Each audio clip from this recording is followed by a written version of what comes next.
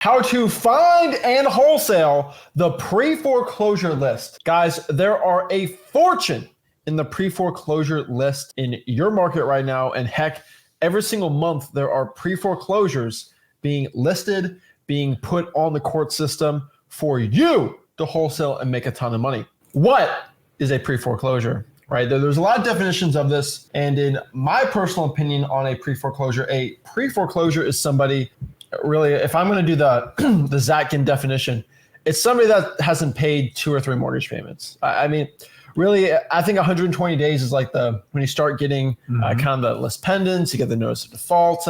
But really for like the beginner wholesaler watching this, you're in a pre-foreclosure when you're 2 or 3 payments behind on your mortgage, right? Yeah, it's so foreclosure is the process where the house is taken away, and that happens in what they call a foreclosure auction.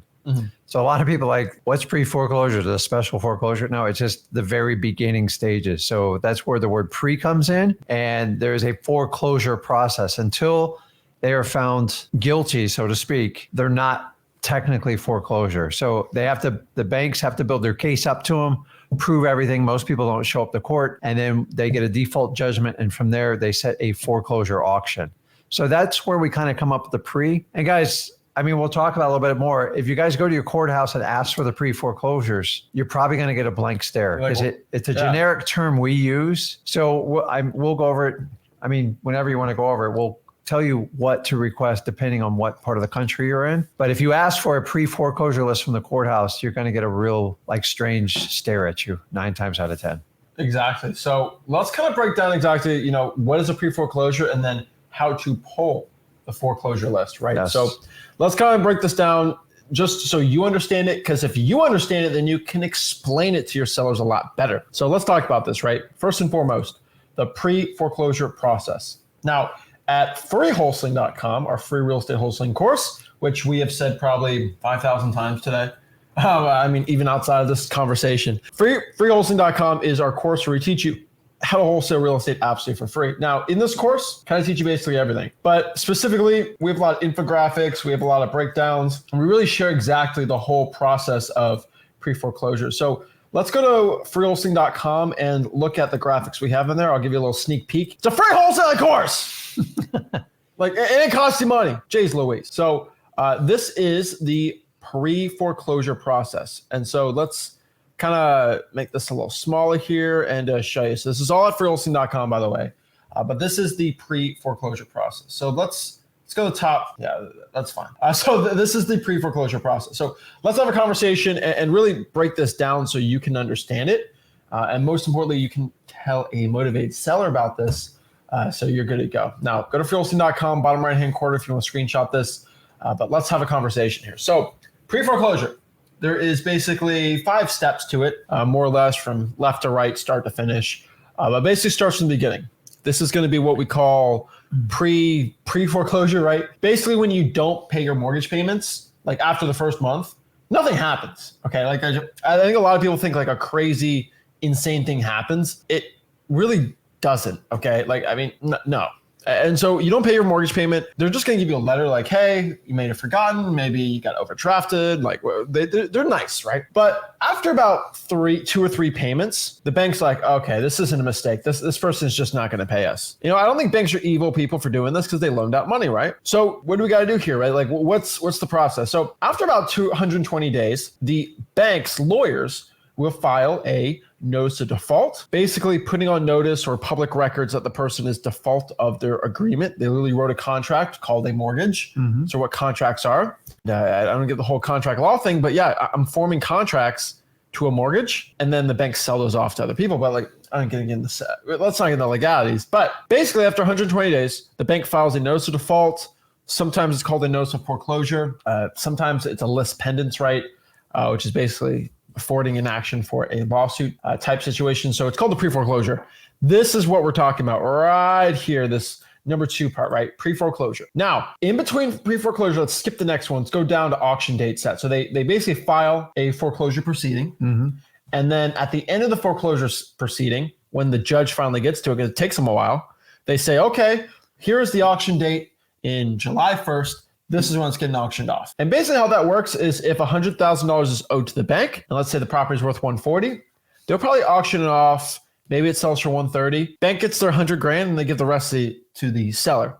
And so that's how they do. They just want their 100K. They don't care about anything else, right? They just want to make sure that their loan that they sent out is protected. That's how they work, right? And they'll set an auction date and then boom, it gets foreclosed, auctioned, or the bank takes it over with an REO, which we'll explain later. But the reason why I skip this is because in between when the notice of default is filed and the auction date is set is the special thing called, me and Rick call it, the wholesaling window of opportunity. This is our opportunity in wholesaling to actually go market to these sellers, sign a contract, get a buyer through, assign it, close, and boom, you save the seller from really some PTSD from a foreclosure, ruining their credit, ruining their reputation, and really something that's publicly embarrassing, having a foreclosure happen, right? There's also what we call the short sale time window. If you got a short sale, that's for another thing. So basically, this is the window of opportunity, right? Like, I mean, is that the way you define it too? Yeah. So at this point, you have to understand the bank doesn't own the a lot of people think the bank owns the note. They're just the service providers. So a big fund on Wall Street owns these, and Fannie and Freddie may back them all up, but the banks are paid to service them. So the reason why you can never get in touch with the bank or like you can't do anything is their job, they could care less how long it prolongs if they're getting paid either way.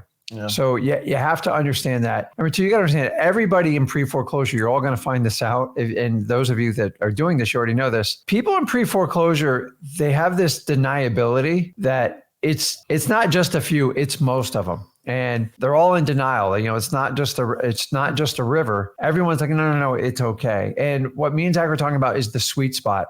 You have to find people in pre-foreclosure that actually want to get helped.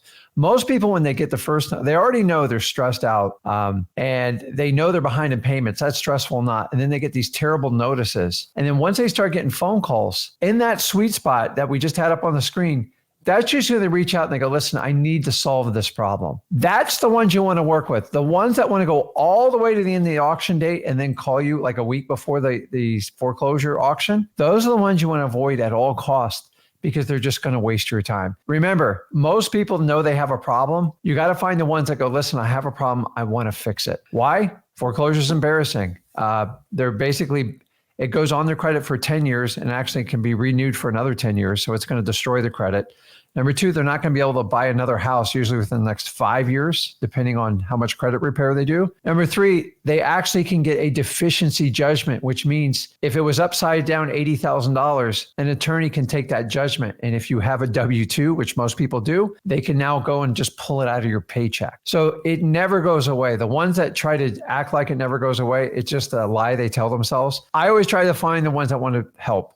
And here's the key, guys. You can't make them help themselves. But there's some people, and after like that 2 or 3 months, they're like, wait a minute, I'm not making a mortgage payment. Nothing really bad's happening. This is a great deal. Why would I ever change it? And for the next 6 to 9 or 12 months, those people are almost impossible. And they'll always call you at the very end. Hey, Zach, remember you said you'd help me out? Like, I'm ready to go now. I'll sign anything. Why? Because they're getting kicked out of the house in a week. And listen, you can save some, but by that time, there's usually very little money into it. The house is in horrible shape. The vultures are circling around it and there's no money to be made and you got to spend money on a lawyer. And if you're a new wholesaler, you do not want to be in that. You want to be in that first, what we call 90, maybe 120-day window and find people that actually want help. This is the hardest part of foreclosures because they all talk a great game. But here's what happens. You start dealing with someone 9-10 months. You probably put like 50 hours into it. They're never even going to do a deal with you anyway. So find that sweet spot where they want to rectify the situation and they actually humbly say, I need some help. And that's where I make the most money in any type of pre-foreclosure. And if you understand the sweet spot, you'll know it. Because if you don't, these people will drag you on forever. Can you imagine dealing with 30 people that drag you on a year? It's torture. Yeah, so there goes conversations. Like, so in the process, let's go over some theoreticals here, right? Now, I will tell you this, and I am not a lawyer. I've said this many times. But if your seller, okay, is, let's say, auction date set, can I still wholesale it? Because you know why I get asked that question? Because basically all the sellers want to sell when the auction date gets set. Every one of them. And so it's like, well, this is a magic situation.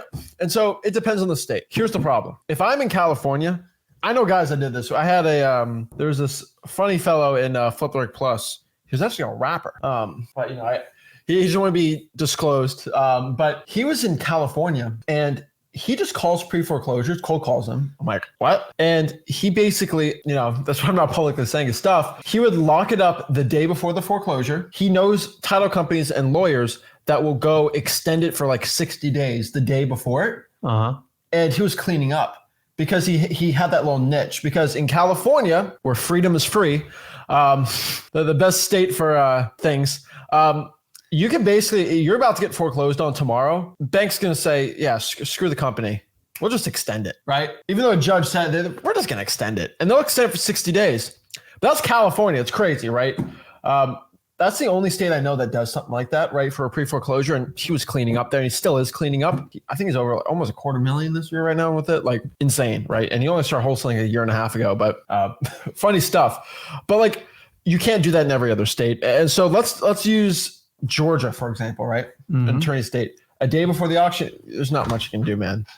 Just being honest. Here's the challenge, right? Tough. Before the auction, you got to understand, most of these people have ignored all court dates, all hearings. And so when the judge passes the gavel on the final judgment, in the court's eyes, it's done. So to unwind a sale date usually involves a legal maneuver, which requires money from an attorney. Everyone says, oh, I can fix it. It's tough. And then the other part is there any money left in it? Because by the time you rack up the attorney's fees, all the late fees, and then all the other liens against the house, a lot of times not worth it. And then you have to run around.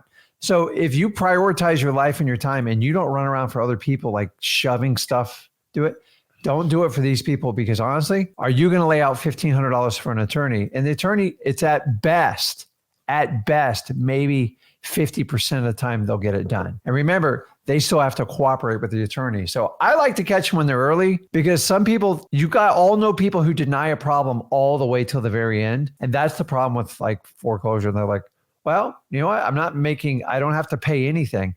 And then when I made the comment about like they always call you in the vulture circle. What do I mean by that?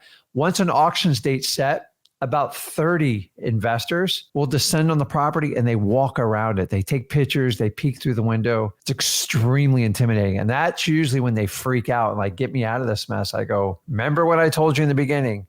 Now is the time to solve the problem. We have options. At the end, a judgment is the worst thing you can get against you. It's hard to overcome a judgment. By the way, nobody just magically undoes a judgment, and eventually you will have to pay the piper. You will never be financed for anything. You're not going to get another mortgage. And honestly, renters now are having a tough time because credit and income are the two determiners when you do rent. So like, listen, if I had kids, like some people a little bit more responsible than others, but like, I will tell you this, if you think you can talk them into cooperating with you, you can't. You just got to learn the skills of how to talk to people and be completely educated on the foreclosure process for your state. So guys, every state's a little bit different. You can go to your state websites and find out the actual foreclosure process. Or if you really want to know more, go down to your court and ask, can you walk me through the foreclosure process? That way you can be of service to your clients instead of going, I don't know, I got to check on that. I don't know, I got to check on that. And I love foreclosures, but if you catch them early, it is massive motivation to fix a problem. But you ever had a problem, you go, nah, I don't have a problem. It's going good. It seems good for 3 or 4 months until the gavel gets dropped on you. And then when those vultures start circling, that's when they always call. They go, there's like 10 people at my house taking pictures. Help me. It happens a lot. Yeah. And I try to go, listen, I told you earlier, like I can only work with you in the beginning. I wish you the best of luck. You're a good person. You just got to make better choices. And I move on. That's it. I'm not going to run around my head cough, pay $1,500, beg a lawyer to do all this stuff. And are they really going to cooperate with you in the end? Is there any money left? I hate the end of a foreclosure. It's a pain in the butt. And that's where you don't want to be. So especially if you're a newbie, if you can catch them within that first 190 to 100 days, that's usually when you have your most success. Because here's the one thing that pre-foreclosures give a new wholesaler, and nobody ever talks about this. You get time. You guys don't have a lot of cash buyers. These people need some time to move out with their dignity. So it's a beneficial to the seller that's in pre-foreclosure, and it's a benefit to you, the new wholesaler. You're not as stressed to go find a buyer in 2 weeks. Sometimes you have up to 60 or 90 days to find a buyer, and it's not very stressful. And that's why I like to do them. And guys, when people are motivated and they take the right actions, you can help them out. When they deny it all the way to the end, I don't want you to stay to the end. Exactly. So again, guys, this is the process. I'm telling you, most sellers will deal with you on the right-hand side here, 3 to 7 days before auction.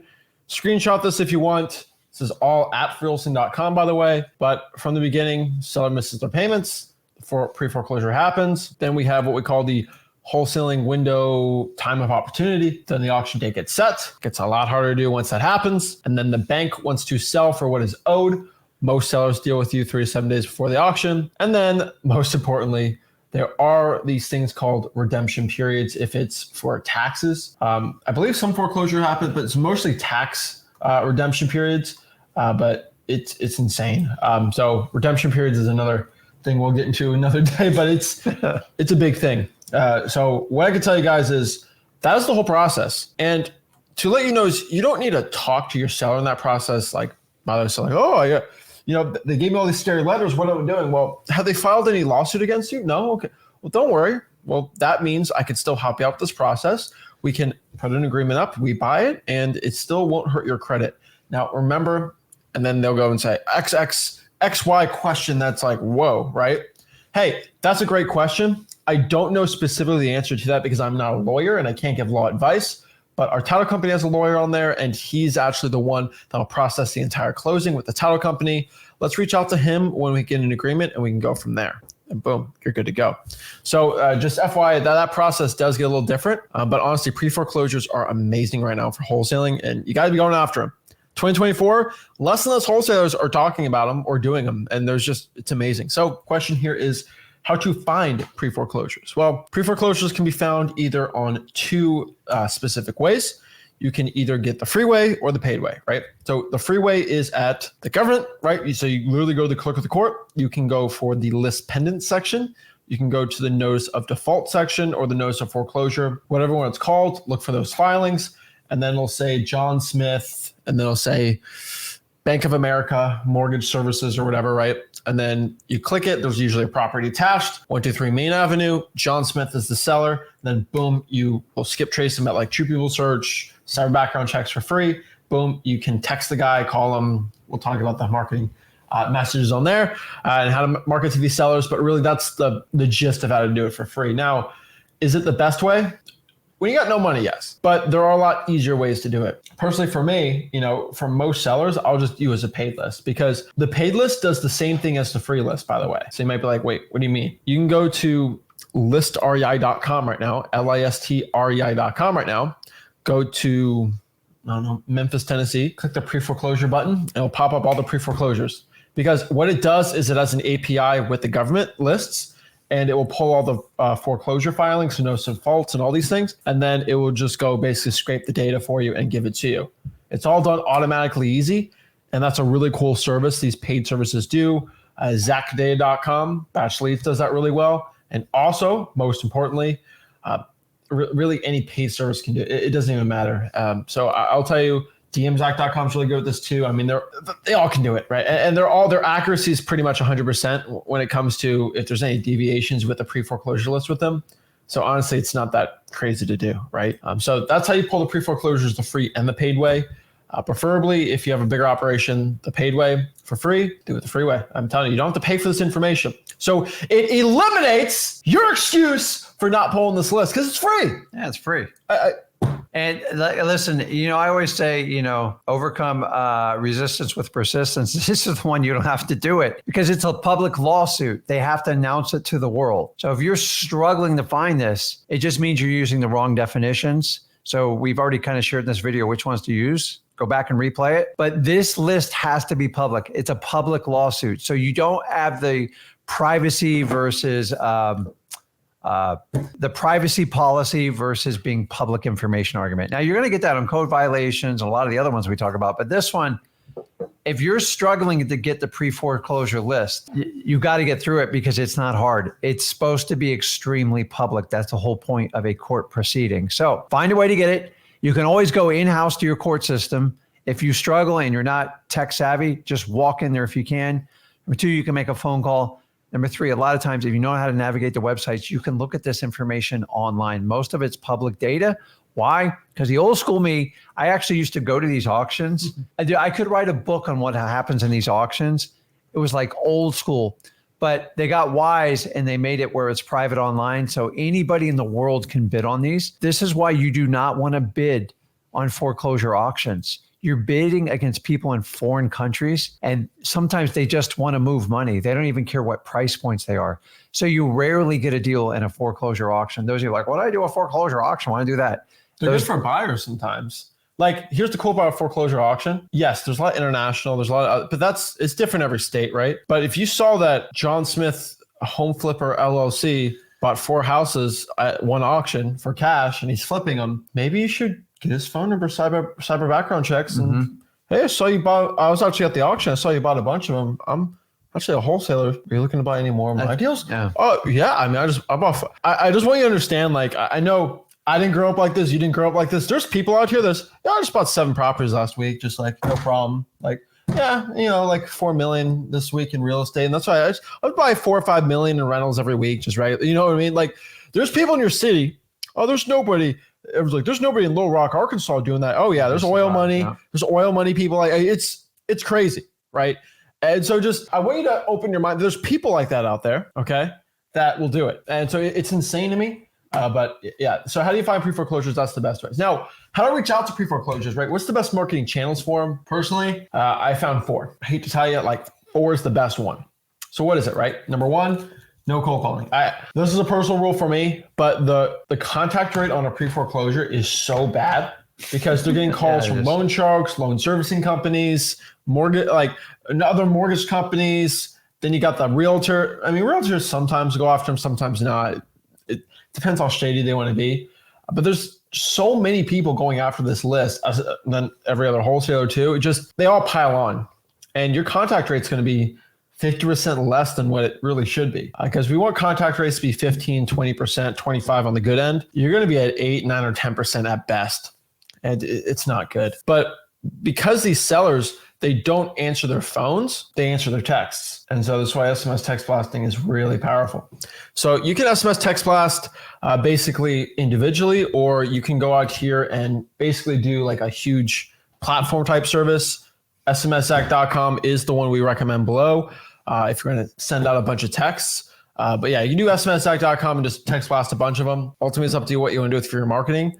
But yeah, SMS text blasting is good. You can do it for free too. Go to Google Voice, add the phone number on there, and just blast those things out. I absolutely love Google Voice because you could send 5, 6 out an hour over a day. That's 70, 80 texts. Over a week, that's 560 texts. Like, there's probably not 560 pre-foreclosures in a week for you to be doing, unless you're in like a massive city. So there's plenty of leads for you to be going after, right? Yeah. I mean, this method has been around a long time. Nobody invented it. Me and Zach didn't invent it. It's been around forever. And then it got like a little bit unpopular for a while. It's never going to change. This is one of the oldest school techniques. As long as they give out bank loans, this is always going to be a thing.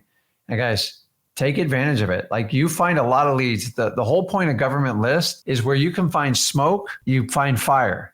So if you know the smoke is off the government list, then you could easily find fire. You just go try to find fire without smoke. It's hard to do. So just keep it in mind. It is old school. It is boring. Is there a lot of drama with these deals? Absolutely. But you got to sort through the drama and get to the ones that want to work with you early. If you just remember that point in here, you'll do fine. And remember, I don't want you guys to be lawyers. You just got to understand the basic rules of engagement. And I will preface this. You cannot force people in foreclosure ever to do anything. If anything, you have to give them the benefit of the doubt. So there is no recording memorandums. There is no, if you don't do this, I'm going to do that. If they want to walk away from that deal up to the closing, you actually have to honor it. It is not worth pursuing them. So you have to be a solution. You have to be providing so much value they want to work with you. So just keep that in mind, because there is no strong arming anybody in a distressed situation like that. Number 1, it's not good business. Number 2, it will never hold up in court for you. So just keep it in mind. No, I've told everyone that. They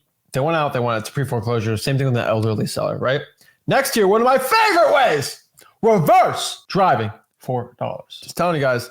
So you get a list of like 100 of these pre-foreclosures. What you're going to do is, you know what? A lot of everyone that getting into wholesaling, you know what a lot of their side hustles are? It's not a side hustle when I was getting started, because I'm an old man now. You ready for this? Yeah. They're all doing basically delivery dudes or like Postmates or DoorDash. Mm-hmm. And so what they'll do is I'm not disparaging this at all, but for $20 an hour, they will go in their car, pick up food, and then bring it to other people, right? Mm-hmm. Now, they will drive 15 minutes to wherever they got to go, right? To Chick-fil-A.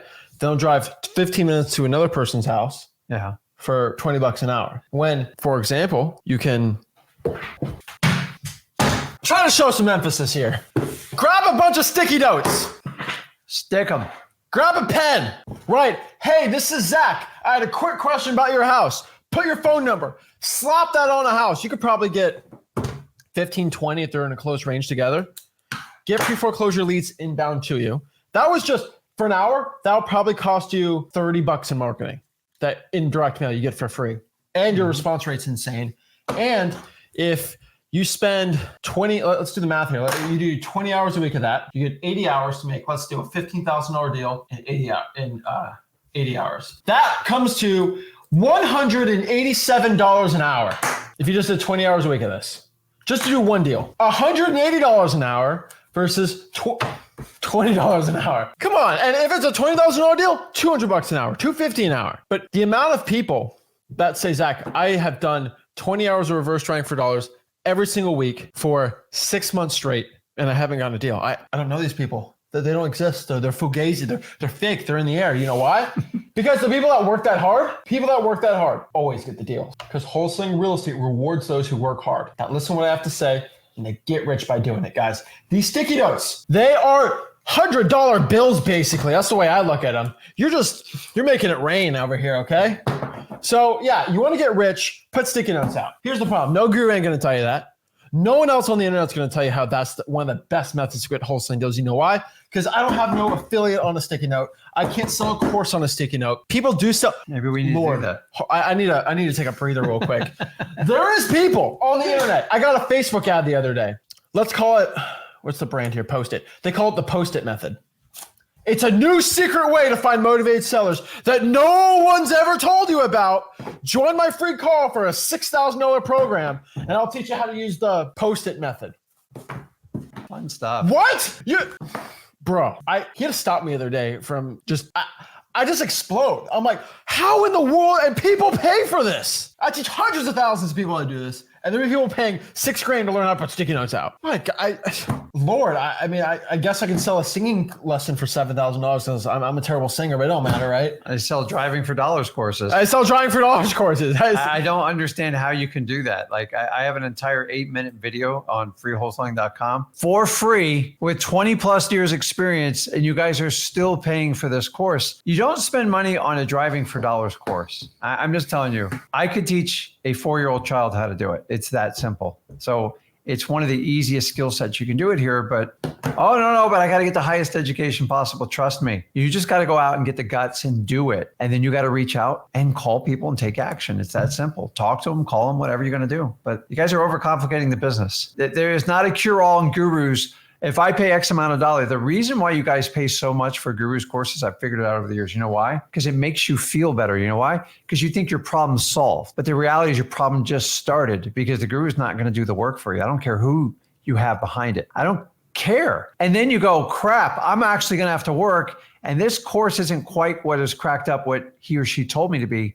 And then you go, man, I got to go out. And then you all come back to me and Zach on freewholesaling.com. That's fine.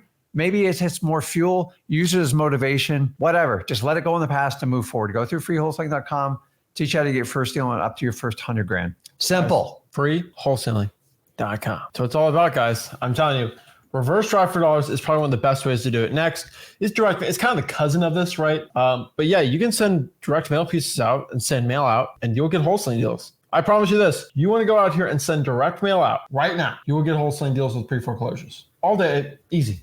Right? Yeah. Not even a question. But here's the issue here. All right. Especially with direct mail, it costs a lot of money, right? It costs a stupid amount of money to be going out here and sending these direct mail postcards out.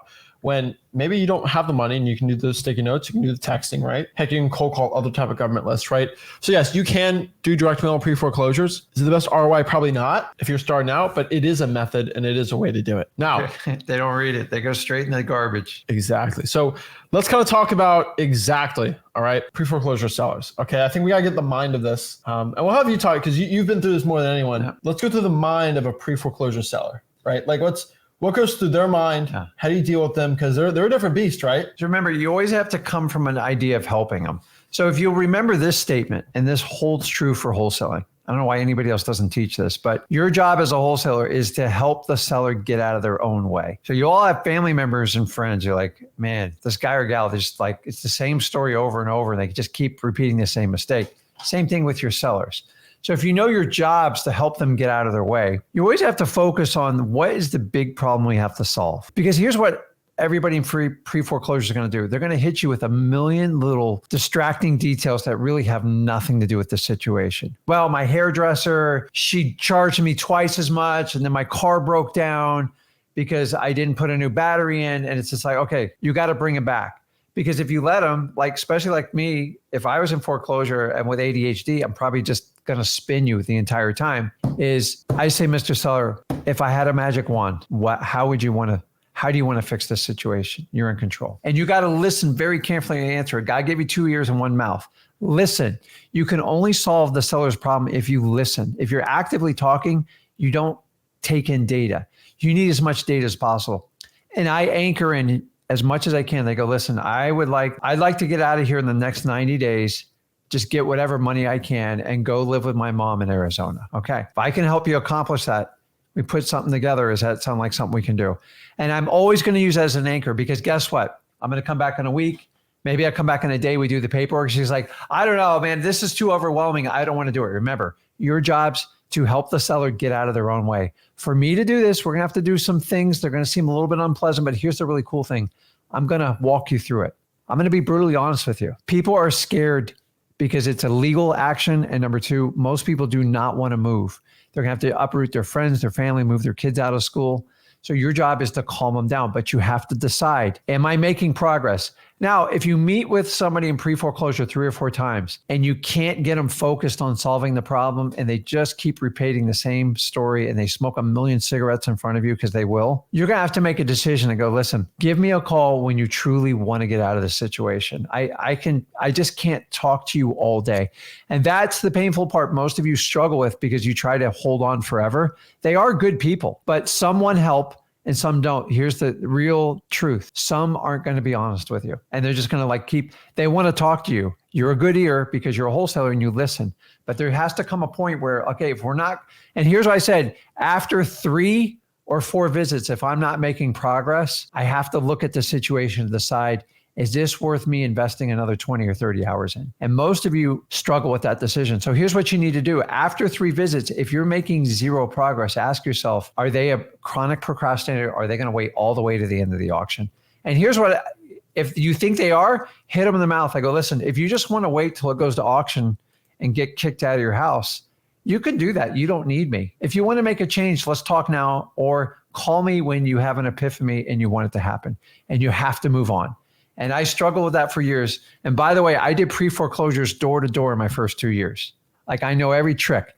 They will stall. Tell yourself this, most people don't tell you the truth. Most gurus don't tell you the truth. Why do you think sellers are any different? Your job is to be a human lie detector, and you just kind of keep walking through. But if you can't get them out of their way and they don't want to fix the problem, there's nothing you can say to them to fix it. You just have to move on to somebody else that wants your help. You leave them your contact information, and maybe you follow up with them in a month or 2 and you move on. And most of you hold on to these people and you put like 100 hours into them and they burn you out of wholesaling.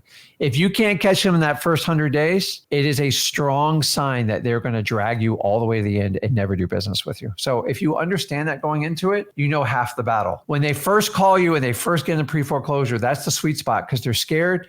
They want help, but then they get this confidence. I'm not paying, nothing's happening. This is perfect. And at the end, when the vultures circle, they want you to come back in. And I always tell them, I go, listen, don't call me at the very end. There's nothing I can do. And to this day, this is exactly how we do it. It has not changed in 21 years of me doing this business.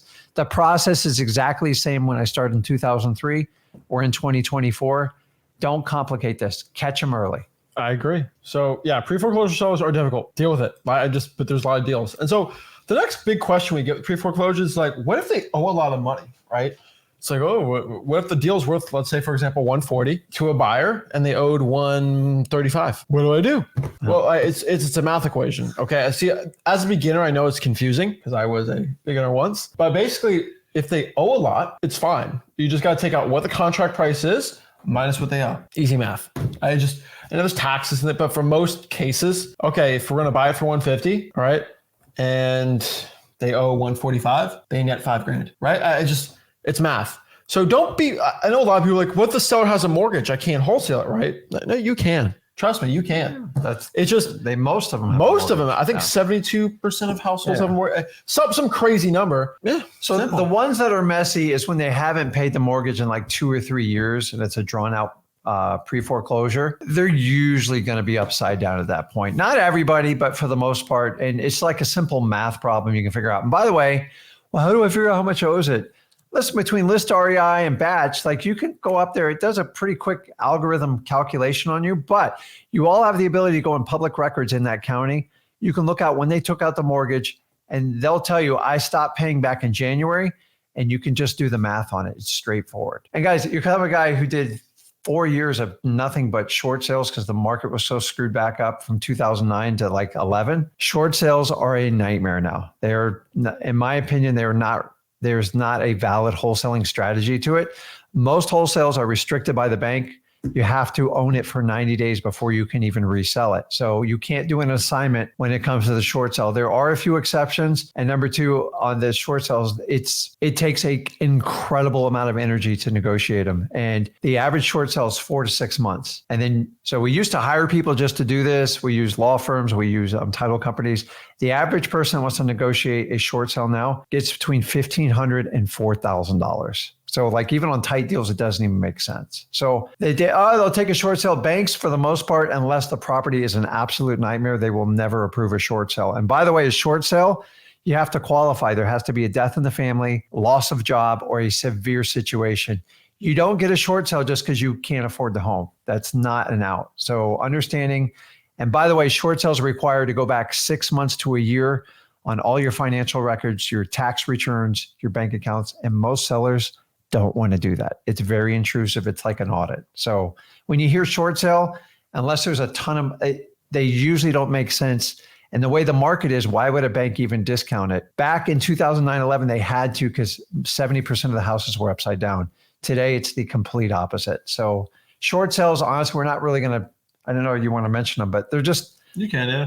They're not a great solution. So the only way I do a short sale is if I partnered up with someone who specializes in short sale and go, hey, listen, can we just partner up on this? Or if there's money, can we have an agreement? You pay me for finding a lead and just move on with your life. We're going to ask this, we just answered this, but like, what do we need to know if the seller's a mortgage? If the seller's a mortgage, I mean, most of them do.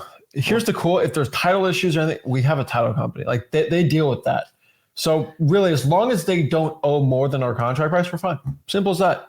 And sometimes guys, let the title company tell you that. Like you can do a guesstimate, but like sometimes people go, hey, I owe 800,000 on it. I go like, dude, it's worth 200. How'd you do that?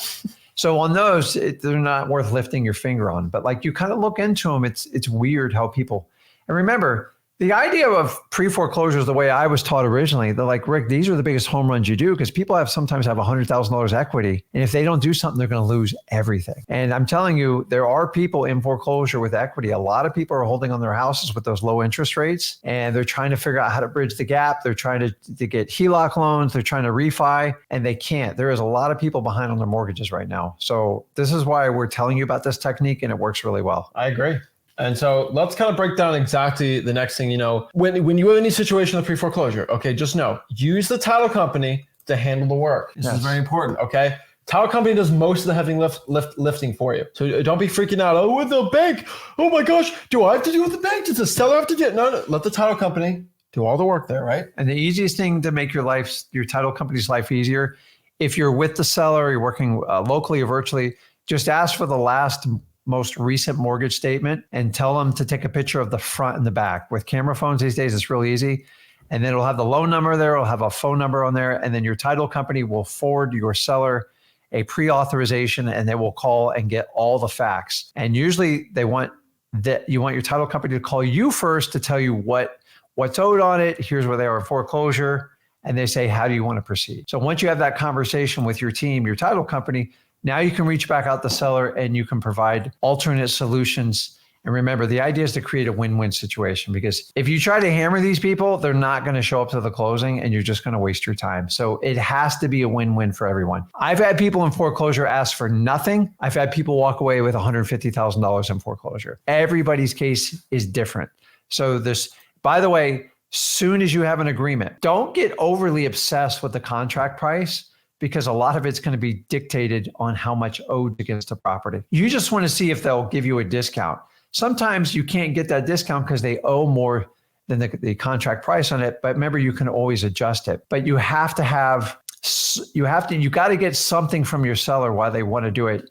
Then give it to your title company, and don't hold back on running title. The sooner you run it, the sooner you can figure it out. Sometimes there's other liens from the city, the county, and the federal level, and you could be wasting your time on that deal. So some of you try to hold back because you think you don't save any money. Run the title as soon as possible. Work with your title company and do the math and see if it's going to work out. And then once you have a conversation with your title company, that's when you can reach out to your seller. And then if you need help, reach out to me, Zach, or whoever you're working with. And the idea is to provide people solutions that creates a win-win situation. Don't be greedy, because karma will take care of you on this. If you're super greedy with sellers, they just don't show up to the closing, and it serves you right if they do that. Make them want to come to the closing excited. Like, fix a problem, they walk away with some money, they get dignity, and they can move on. That's it. Simple as that, right? And so let's kind of talk about more of the marketing spin for pre-foreclosures too, because marketing is the most important thing we can do here. So the biggest marketing spin that I can give to you is when you're talking to sellers, number one, don't act like you're targeting them.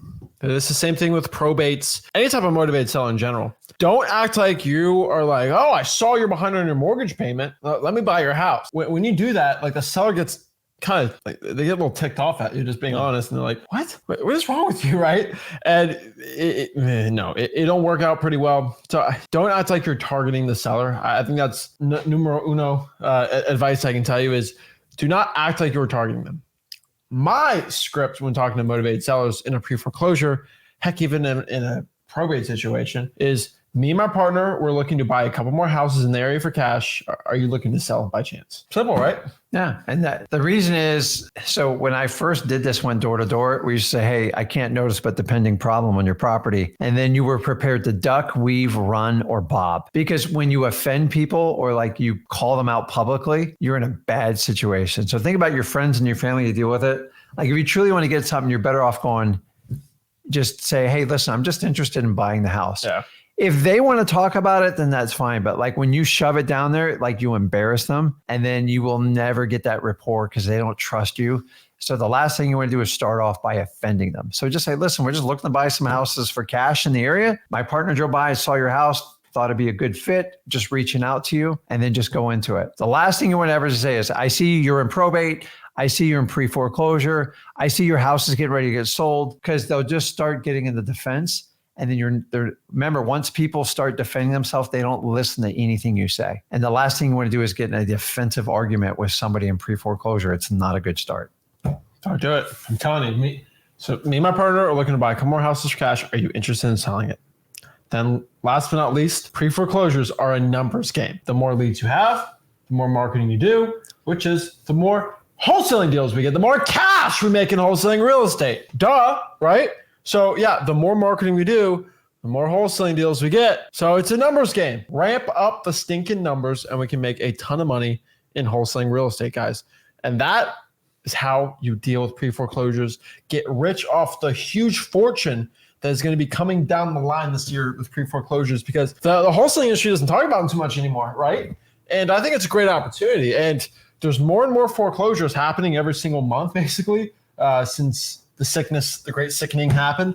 When people started getting sick, I can't say that word, but it started getting nuts.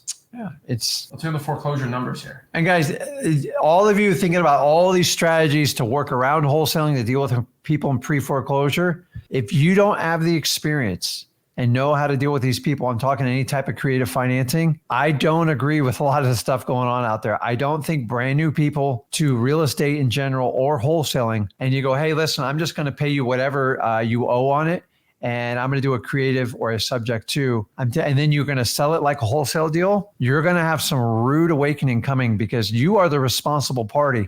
So if you sell it to someone that doesn't take care of that payment, you're going, in my opinion, you are going to be the person of targeted interest. And I've seen these deals selling 3 or 4 times down the line. And by the way, there's people in our group right now that all they're here for is to try to grab subject to. And guys, the word is subject to. There's no other slang for it. It's so predominant in every group I've ever seen. It's you guys are going to get so much legislation. And keep in mind, most mortgages are controlled by the United States government. They have complete control. So when they decide that you cannot do a subject to strategy, they're going to do it through Fannie and Freddie. And they're not going to ask any of your permission. So all these new people going out there saying, I'm going to take it over and I'm going to make a quick 10 grand. It is creating a lot of chaos because you don't have the experience to do it.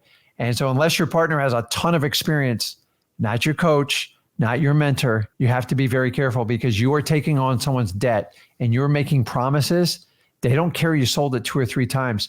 If it ever comes up in a lawsuit, the lawyer goes, who's the guy that reached out to you? Oh, it was Rick. Let's go ahead and depose Rick. And then the whole thing's going to come out. And basically, you have to disclose everything you're doing. And it's still an argument. Can you take over someone's mortgage without like legally dissolving them of the debt? And I believe they're going to have out, there's so much traffic going on that I've seen it just in our comments here. Oh, just do a subject to. If you don't know what you're doing, please don't do it. Because if someone doesn't make a payment, that poor person you helped out, now you've put them in a worse position. And you know, there's certain types of mortgage you technically can't do subject twos on. And by the way, anyone who's done a loan modification, don't do a subject to, you're going to have a problem with it. So it's already written in the paperwork. I'm just telling you guys, I like wholesaling pre-foreclosures. It's work. It's been around forever. All these little tricks and gimmicks you find to work around, they're all going to come back and eventually haunt you guys because some of you don't know what you're doing. As you become seasoned in wholesaling, you'll get the gist of it. You'll understand the responsibility of it. But to this day, I just had 3 deals submitted to me. Like, oh, just take over the payment and give me 10 grand. I'm like, the problem is who's responsible in the end? Because eventually you're going to get an unscrupulous person that's going to take advantage of the situation. And the problem, they're going to come back to the original person that found the deal. And, oh, make 10 grand. I go, yeah, but if you have to spend 75 grand to defend yourself and then they're bringing you up on fraud charges, 10 grand is not going to look very attractive. So guys, I see things in the future to a point. I'm not saying you can't do creative financing. You've got to be responsible about it. And if you don't know what you're doing, maybe that's a sign you probably should not be doing one. So everybody wants to make a quick buck on it. I just think we're having a problem in the industry and people need to start speaking out loud about it. So, by the way, you should be consulting an attorney if you ever do a subject to. You should never do them completely blindly on your own. I don't care who teaches you. You've got to understand what you're on the hook for. And remember, you have a responsibility to people. You made a promise to help them out. You didn't say, I'm going to make 10 grand and then leave you in the dust. So keep it in mind. That's all.